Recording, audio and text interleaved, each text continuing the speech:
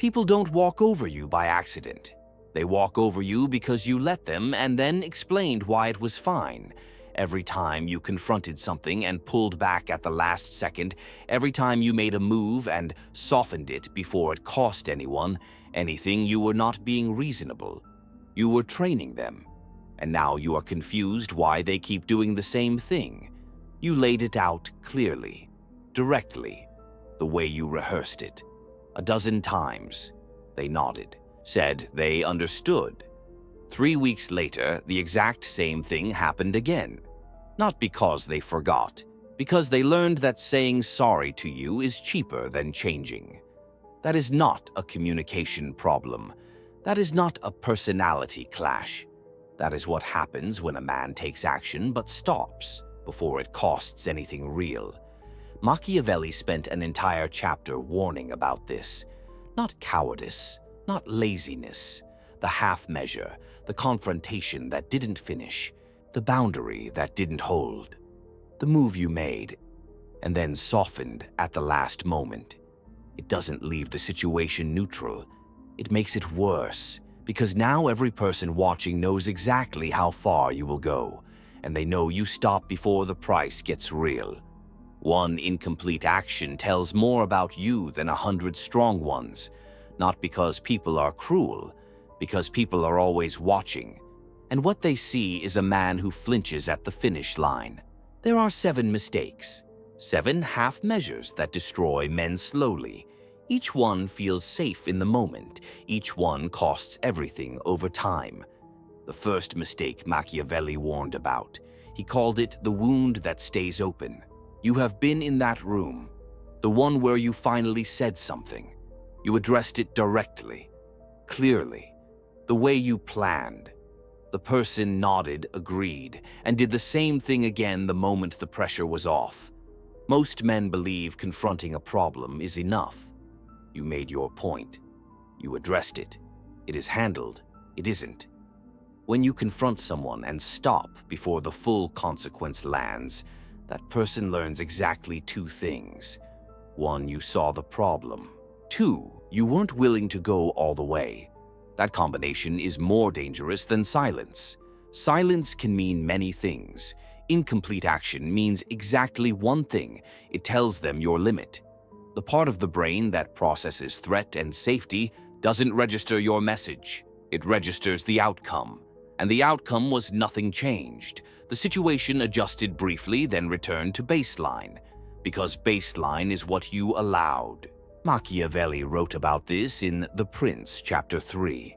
If injury must be done to a man, it must be severe enough that the prince need not fear revenge. Not cruel for cruelty's sake. Complete. Because an incomplete injury creates an enemy with a reason. Sun Tzu said the same thing from a different direction. Leave a surrounded enemy a route of escape. A cornered man with nothing to lose becomes unpredictable. A man who knows exactly what you will do and won't do becomes something more dangerous. A small wound heals, and the man who heals remembers exactly who cut him. If you have ever told someone what would happen if they crossed a line and then didn't follow through, when they crossed it, you already know what that cost you. Not just with that person, with everyone who was watching. In 75 BC, Julius Caesar was 25 years old, sailing to Rhodes to study rhetoric. Pirates captured his ship and demanded 20 talents for his release. Caesar laughed out loud. He told them 20 was an insult. Raise it to 50. The pirates thought this was entertaining. An arrogant young student. That's what they saw. For 38 days, Caesar lived among them as though he were the host. Not the prisoner, the host. He told them to be quiet when he wanted to sleep. He read them his poetry and called them illiterate savages when they didn't appreciate it. He played games with them, ate with them, and several times a day, in a completely calm voice, he told them he would return and crucify every single one of them. Laughed every time, genuinely believed he was joking. Caesar was released when the ransom arrived.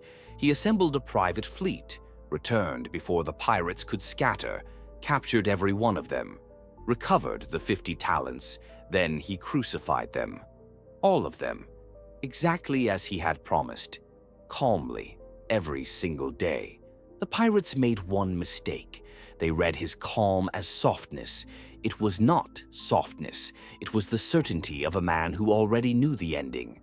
When someone crosses a line and you decide to address it fully, not with anger, with finality. Don't say, "I didn't appreciate that." Say, "That doesn't happen again." Then make absolutely certain it doesn't. One action, no renegotiation, no softening the next morning. A wound you inflict but don't finish is not mercy. It is an invitation. The second mistake is the one most men think is a virtue. Machiavelli called it the mercy trap. Think about the last time you gave someone another chance. You told yourself it was the right thing to do. Maybe it was, but ask yourself honestly, did anything actually change? Or did they learn that the consequence for what they did was getting another chance? Most men believe forgiveness signals strength, that pulling back shows maturity, that giving someone another chance demonstrates character. What it actually demonstrates is the exact number of times someone can push before you respond with something real. Mercy is not the problem. Timing is everything. Machiavelli was precise about this in The Prince. Cruelty used well is applied once, completely, then stopped entirely. Cruelty used badly is applied in small doses, repeatedly. Over time, most men practice the second without understanding what they are teaching, punishing partially, drawing a consequence, then quietly reducing it. Forgiving before the lesson has fully landed. Each time the message is identical. You can do this again. There will be another warning first. The real consequence hasn't arrived yet. What you allow you are teaching. That is not Machiavelli's observation alone. Seneca wrote it 2,000 years ago differently. We suffer more in imagination than in reality, but we invite more in reality than we ever intend. Every partial punishment is an invitation the other person didn't have to ask for. If you have ever reduced a consequence because someone seemed sorry and watched them return to the same behavior within a month, you already understand what this costs. In 1502, Cesare Borgia was given control of the Romagna region in central Italy. The region had been ungoverned and violent for decades. Local lords had ruled through private armies and constant internal war. Borgia appointed a man named Ramiro di Orco as governor. Di Orco was brutal, completely effective. Within months, the region was stable and functioning. Then Borgia made his next move. One morning, the citizens of Cesena woke to find Ramiro di Orco in the town square. His body had been cut in half. A wooden block placed beside him on the stones, a bloody knife next to the block. No announcement the night before, no explanation with the scene. Borgia let it speak entirely for itself.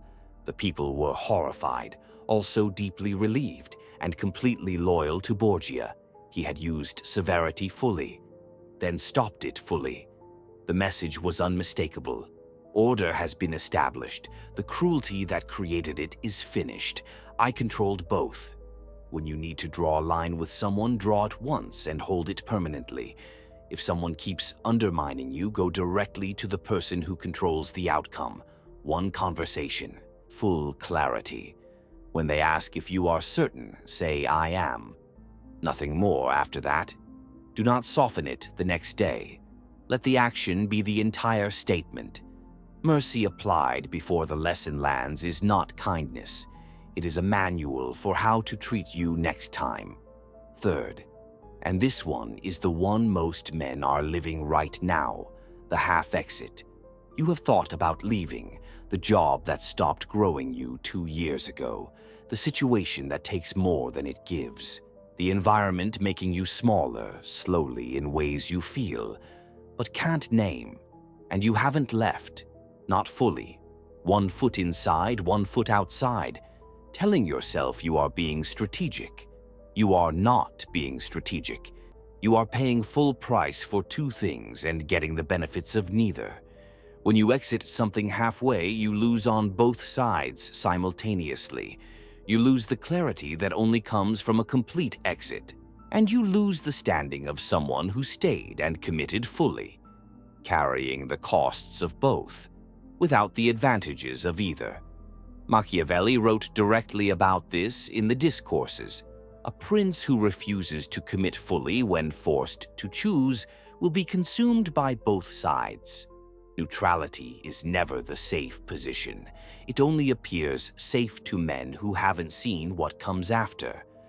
Every strategist who has held a position under real pressure has discovered the same thing. Half commitment is not a middle path. It is the worst position on the field.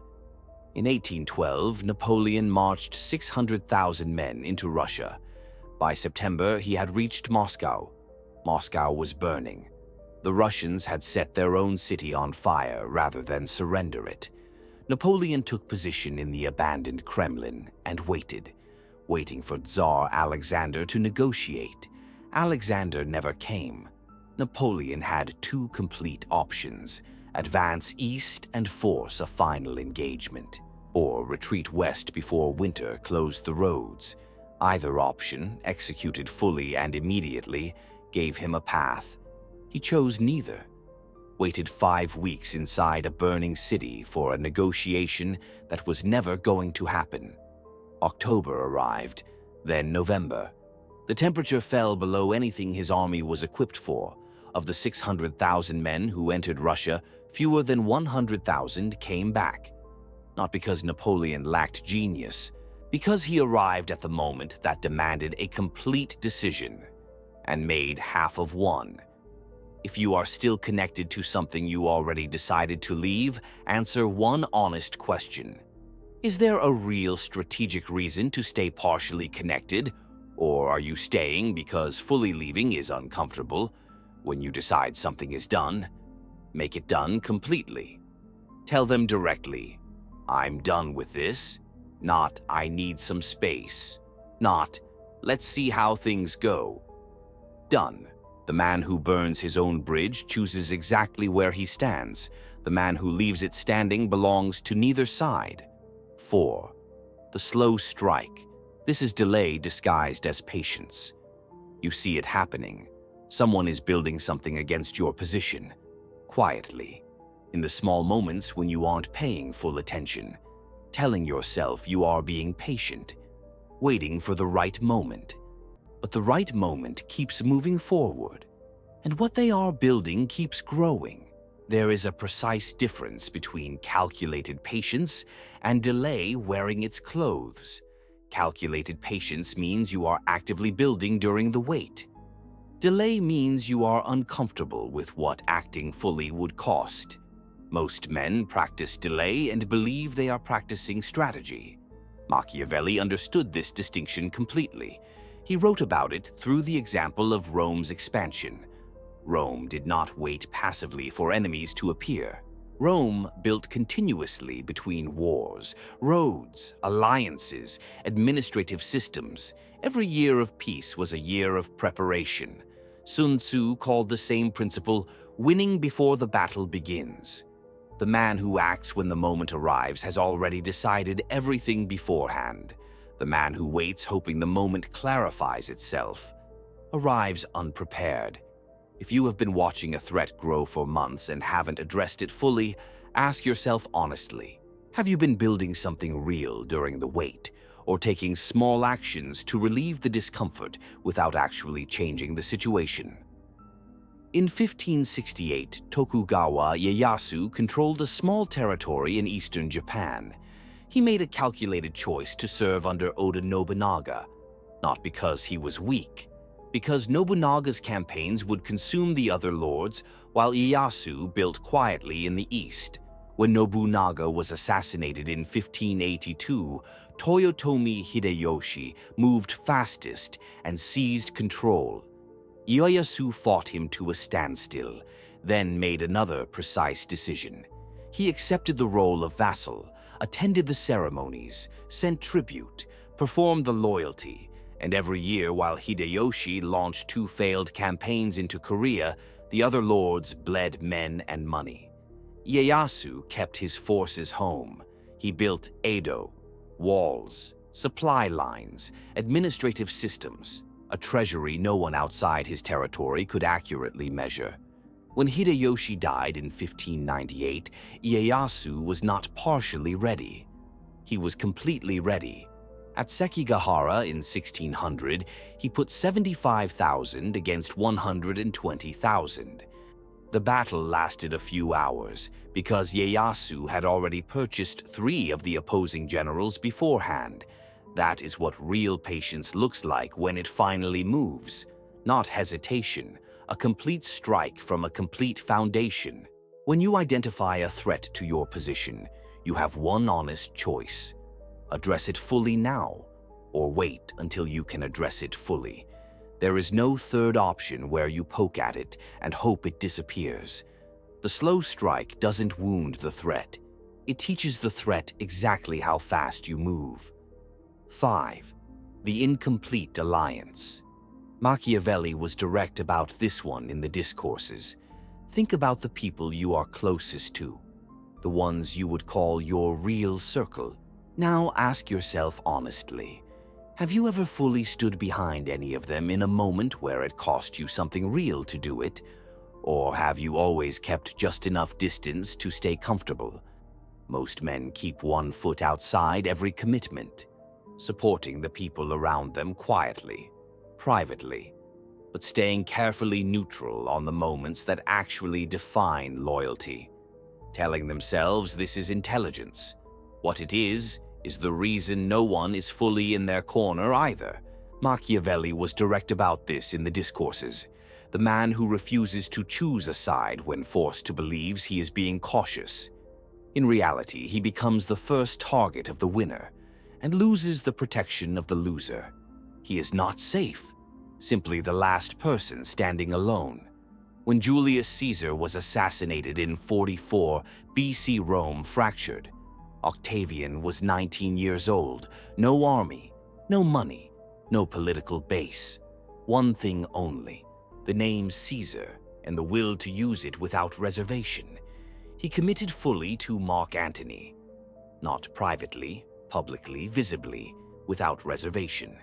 Together they formed the Second Triumvirate, hunted down Brutus and Cassius. At Philippi destroyed both completely. Octavian gave everything to that alliance for its full purpose, not with private doubts kept carefully hidden, fully committed, fully visible, fully in. Then that alliance had served its complete purpose. He turned against Antony at Actium, completely, without hesitation. Antony was destroyed. Cleopatra was destroyed. Octavian became Augustus Caesar, ruled Rome for 40 years. Notice what he never did. He never tried to maintain good standing with both sides simultaneously. Never waited for the safe side to become obvious before committing. Committed fully, then ended fully, then committed fully again. The people closest to you already know whether you will stand behind them publicly when it costs something, watching since the first moment it mattered. Choose who you are building with. Then be visible about that choice through consistent action. When someone you have chosen needs public support, provide it publicly. That is how real loyalty gets built, in both directions. Loyalty at half depth is not loyalty. It is leverage waiting to be used against you. 6. The soft boundary. Power is not declared. It is demonstrated. You set the limit. You explained it clearly. They crossed it. So you explained it again, more seriously, already preparing what you will say the third time. That is not a boundary. That is a countdown. You are showing them exactly how many rounds exist before you do something real. The people closest to you push hardest against your limits, not strangers. The ones who believe they already know exactly how far you will go. That belief came from somewhere. You taught it. When a limit you have set is crossed and your response is to restate the limit, you have not held your position. You have demonstrated that the consequence for crossing it is another conversation. People don't update their behavior based on your words. They update based on what you allowed to happen. Repeatedly, without consequence. Machiavelli understood this as a fundamental principle. Power is not declared, it is demonstrated. What you allow consistently without real consequence becomes the accepted baseline of how you are treated. Not because people are deliberately cruel, because you have educated them carefully about what is actually acceptable. Operant conditioning works the same on every human being. Behavior is shaped entirely by what is rewarded or allowed, and every time you allowed it, you rewarded it. If you have ever explained the same limit twice and watched it crossed again within weeks, the problem is not that they misunderstood. The math came out in favor of crossing it again. You taught them that math. Elizabeth I ruled England for 45 years. From her first day as queen, she governed surrounded by men who believed a woman could not hold real power for long. She did not respond with speeches about her authority. She watched. She remembered everything. She let men fully reveal what they were. Then she enforced once, completely, in a way that required no repetition. Robert Devereux, the Earl of Essex, had been one of her favorites for years. Brilliant, charismatic, genuinely useful, and also entirely incapable of managing his own ambition. In 1598, during a council meeting, Essex openly defied her judgment. The argument escalated in front of the full council. He turned his back on her. When she reacted, he reached for his sword. Every person in that room understood what they had witnessed. Elizabeth did not punish him that day. She let time pass, let him believe the worst of it had been absorbed. Then Essex raised an armed rebellion in 1601. Elizabeth signed his execution order without hesitation. She had not forgotten the council chamber 3 years earlier. She had simply waited until the consequence would be permanent, complete, final. When someone crosses a line, you have set stop explaining the line. Change the cost of crossing it. Say nothing about it publicly. Let the consequence be the entire statement. The man who explains his limits twice has none.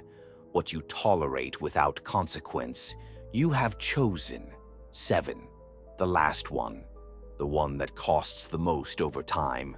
The unfinished build. You have something you started 6 months ago, or a year ago. Something that genuinely mattered when you began. Right now it is sitting at 40%. Not abandoned, not finished, just there. Kept finding reasons not to return to it. If you look honestly at the last 3 years, you probably have more than one thing in that exact state.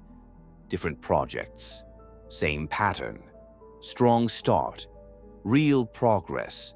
Then the moment it stopped being exciting and started being just hard sustained work, something else appeared. That pattern is not a productivity problem. It is a character signal, and the people around you are reading it accurately. Machiavelli wrote in the Discourses with unusual bluntness, "A man who begins great enterprises and fails to complete them causes more damage to his own reputation than a man who never begins at all. Starting signals your intention to the world.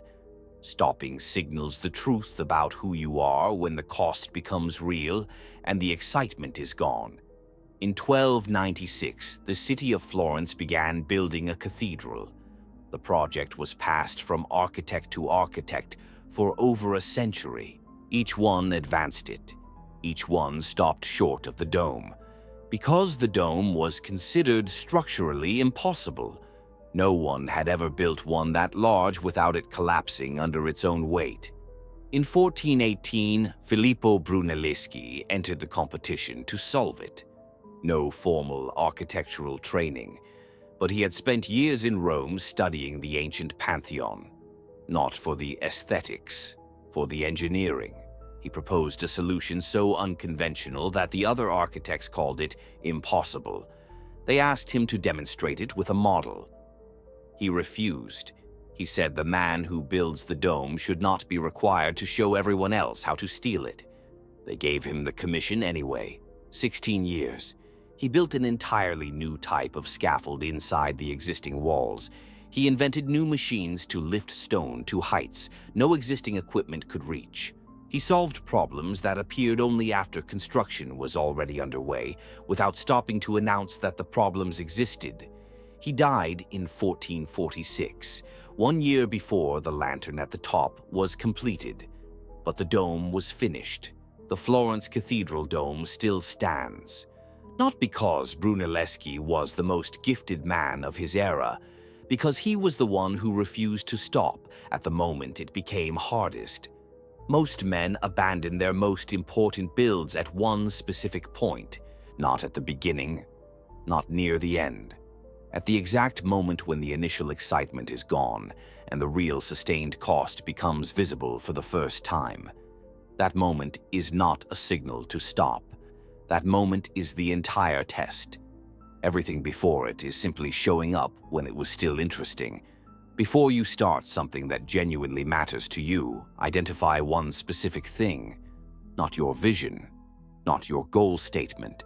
The one concrete sign that tells you the work is finished. Not comfortable. Finished. Build until you reach that sign. Most men don't fail because they aimed wrong. They fail because they stop 3 steps before the thing becomes real. The unfinished thing doesn't just slow you down. It becomes the evidence other people use to understand exactly who you are. A man sits alone at a long table, candles burned almost to nothing, maps and papers covering the surface in front of him, not looking at any of them. Looking straight ahead at the far wall, his posture is not tired, it is settled. The posture of a man who has made a decision, not partially, completely. And now he is simply waiting for morning so he can begin what he has already finished deciding.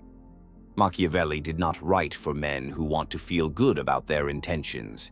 He wrote for men who want to be effective. The half measure feels cheaper in the moment. It avoids the full cost right now, but it compounds. Every incomplete action you leave behind becomes a signal. A wound that healed around the blade, a foundation that was never actually finished, an enemy who now knows exactly how far you will go. The men who build real power are not more aggressive than everyone else. They simply finish what they start. They do not negotiate with the moment that demands a complete decision. They make it. Then they move. You already know which unfinished things this is about. If something in this shifted how you see your own incomplete moves, the subscribe button is there.